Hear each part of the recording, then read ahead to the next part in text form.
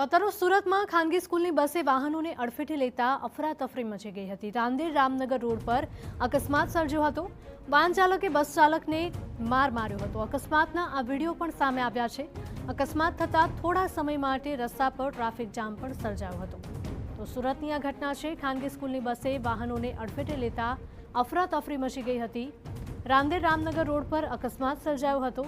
વાહન ચાલકે બસ ચાલકને માર માર્યો હતો અને અકસ્માતના આ વિડીયો સામે આવી રહ્યા છે, જેમાં અકસ્માત થતાં થોડા સમય માટે લોકો એકઠા થઈ ગયા હતા અને ટ્રાફિક જામ પણ થયો હતો।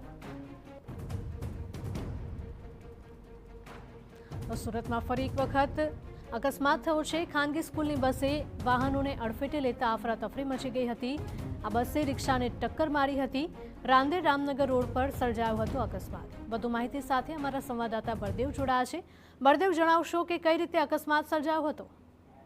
જે રીતે સુરતની અંદર આજે સ્કૂલ વાન સ્કૂલ બસના અકસ્માતોની સંખ્યા સતત વધી રહી છે, ત્યારે આજે વહેલી સવારે સુરતના જે અડાજણ રાંદેર જે રોડ છે ત્યાં આજે રામનગર સોસાયટી નજીક એક અકસ્માતની જે ઘટના બની હતી, જેની અંદર એક ખાનગી સ્કૂલ બસ હતી અને તે દ્વારા બે વાહનોને અડફેટમાં લીધા હતા। એક વાહન હતી અને એક જે રિક્ષા હતી, આ બંનેને અડફેટમાં લીધા અને સાથે જ અકસ્માત સર્જાયો તો સદનસીબે મોટી જાનહાનિ થતા બચી હતી। પણ મહત્વની વસ્તુ એ છે કે અકસ્માતની અંદર જે રીતે વાહન ચાલક છે તે બસ ડ્રાઈવરને જે રીતે માર મારતા હોવાના જે દ્રશ્યો છે તે સામે આવ્યા હતા અને સ્થાનિક લોકો તાત્કાલિક દોડી આવ્યા હતા અને આખો મામલો હતો તે ઠાણે પાડ્યો હતો।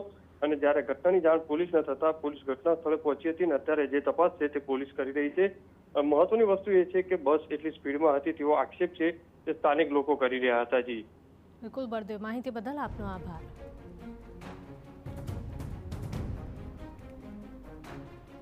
તો અકસ્માતના વિડીયો સામે આવી રહ્યા છે। એક બાજુ વરસાદ વરસી રહ્યો છે અને બીજી તરફ અહીંયા અકસ્માત થયો હતો। જો કે કયા કારણોસર અકસ્માત થયો તે તમામ મુદ્દાને લઈને તપાસ કરવામાં આવશે।